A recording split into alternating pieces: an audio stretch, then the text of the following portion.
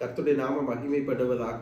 இந்த நாளிலும் உங்களோடு கூட தேவன் இடைப்பட விரும்புகிறார். தலைகளை தாழ்த்தி இயேசு கிறிஸ்துவை நோக்கி பார்ப்போம். தகப்பனே, உமக்கு நன்றி செலுத்துகிறோம். நீர் இந்த வேளையில் ஆண்டவரே எங்களோடு கூட பேசும் கேட்கிற ஜனங்களுக்கு நீர் ஆண்டவரே அவருடைய இருதயத்தின் தேவைகளை அறிந்து அவர்களுடைய ஆண்டவரே வாழ்க்கையை மாற்றும் விதமாய் நீர் பேச வேண்டுமா ஜெபிக்கிறோம். நீ முயற்சிகளை ஆசீர்வதியும்.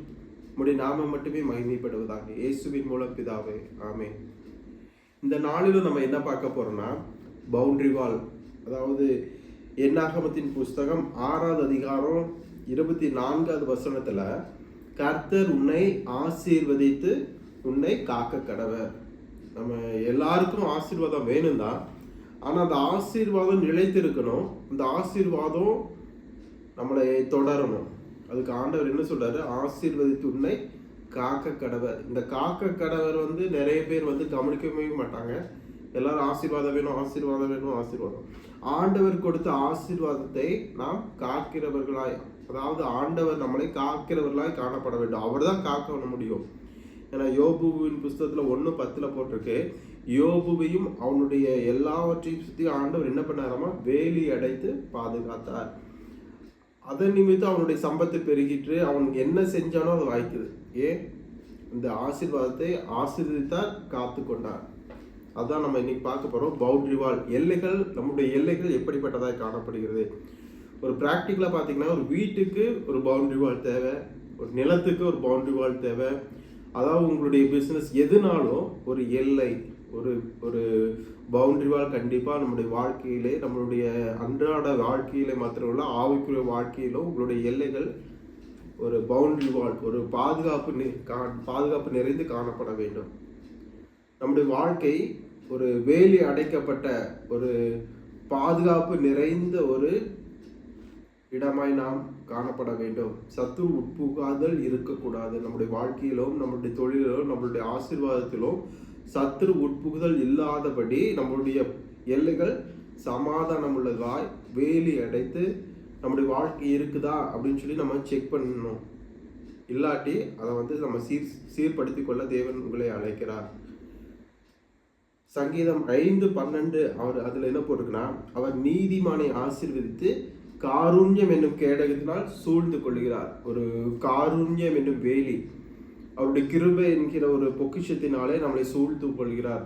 எல்லாவற்றிலும் அவருடைய பாதுகாப்பு, அவருடைய ஒரு பாதுகாக்கும் கரம் நம்மளோடு கூட இருக்கும் பொழுது எந்த ஒரு தீங்கும் நம்மை அணுகாது. அக்கினி மதிலாய் தேவன் நம்மளோடு கூட இருப்பார். நம்மளை சுற்றிலும், நம்மளுடைய எல்லாவற்றிலும் சுற்றிலும். அதான் சங்கீதம் 147:14 போட்டிருக்கு, எல்லைகள் சமாதானம் உள்ளவாய். அதாவது எல்லாவற்றிலும் சமாதானத்தை கற்றுக்கிறோம். எல்லைகள் விஸ்தாரம் அடையும், அதே நேரத்தில் சமாதானம் உள்ளவர்களாக இருக்கும். அப்போதான் உங்களுடைய அன்றாட வாழ்க்கை தேவனோடு கூட இணைந்து ஒரு ரம்மியமாய் காணப்படும். அந்த எல்லைகள் சமாதானம் உள்ளவர்களாக இருக்கணும். இல்லாட்டி நீங்கள் லெஃப்டில் பார்க்கும்போது ரைட்டில் பார்க்க மறந்துடுவீங்க, மேலே பார்க்கும்போது கீழே பார்க்க மறந்துடுங்க. அப்படி இருக்கக்கூடாது. சர்க்கிள், உங்களை சுற்றிலும் உள்ள எல்லை, எல்லாவற்றிலும் ஒரு பாதுகாப்பு. தேவன் உங்களை சுற்றி வேலி எடுத்து பாதுகாக்க வேண்டும். அதை குறித்து நாம் கரிசனை உள்ளவர்களாய் எல்லாவற்றிலும், ஆண்டவரே எங்களுடைய எல்லைகள் சமாதானம் உள்ளவர்களாக இருக்கணும். ஆண்டவரே எங்களுடைய எல்லைகளை சுற்றிலும் நீ வேலி அடைத்து பாதுகாத்துக் கொள்ளும். பழைய ஏற்பாட்டு காலத்திலே வீட்டின் நிலைக்காட்டில் இயேசுவின் ரத்தத்தை பூசி அந்த வீடு பாதுகாக்கப்பட்டு, சங்காரத்துடன் அந்த வீட்டுக்குள்ளே நுழைய முடியாது, கடந்து போயிடுவான். அதே போல இயேசு கிறிஸ்துவின் ரத்தத்தை ஒவ்வொருடைய இருதயத்திலும் பூசி நம்முடைய வாழ்க்கையை பாதுகாத்து கொள்ள வேண்டும். நம்மளுடைய எல்லைகளை அவருடைய ரத்தத்தினாலே முத்திரிக்கப்பட வேண்டும். அதான் அடைக்கப்பட்ட தோட்டமாய், முத்திரிக்கப்பட்ட கிணறாய், எல்லாவற்றிலும் ஒரு பாதுகாப்பு. சத்துரு எந்த ஒரு விஷயத்திலும் புகாதபடி நம்மை சுற்றிலும் அவருடைய ரத்தத்தினாலே நாம் மூடி பாதுகாக்கும் பொழுது சத்துரு வெட்கப்பட்டு போவான். உனக்கு விரோதமாக உருவாக்கப்படும் எந்த ஒரு ஆயுதமும் வாய்க்காதே போகும். அந்த வசனத்தை தேவன் உங்களுடைய வாழ்க்கையிலே உறுதிப்படுத்தும்படியாய், உங்களுடைய எல்லைகள் சமாதானம் உள்ளவர்களாய் இருக்கும்படியாய், கர்த்தர் உங்களை ஆசீர்வதித்து காக்கும்படியாய் தலைகளை தாழ்த்தி ஆண்டவரை நோக்கி பார்ப்போம். தாப்படை உமக்கு நன்றி செலுத்துகிறோம். ஆண்டவரே, இந்த வேலையிலும் ஆண்டவர் நீர் இடைப்படும்.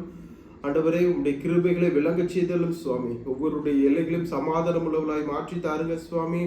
ஆண்டவரே, எந்த இடத்தில் சத்துரு உட்புகுதல் இருந்தாலும் ஆண்டவரே ரத்தத்தினால வேலி அடைக்கிறோம். பிசாசின் கிரியைகள் அற்று போகுவதாக. ஆண்டவரே, உம்முடைய ராஜ்யம் விஸ்தாரப்படட்டும் சுவாமி. என் ஜனங்கள், அம்மை அறிகிற ஜனங்கள் அன்று எல்லாவற்றிலும் செழித்து வளர்வார்களாக சுவாமி. ஆண்டவரே, நீ பொறுப்படுத்திக் கொள்ளும், ஆசீர்வதியும். எல்லா துதிகன மகிமை உமக்கே எடுக்கிறோம். எங்கள் ஆண்டவர் மீட்பெரும் இயேசு கிறிஸ்துவின் மூலம் ஜெபங்களும் அருமை தகப்பனே. ஆமென், ஆமென்.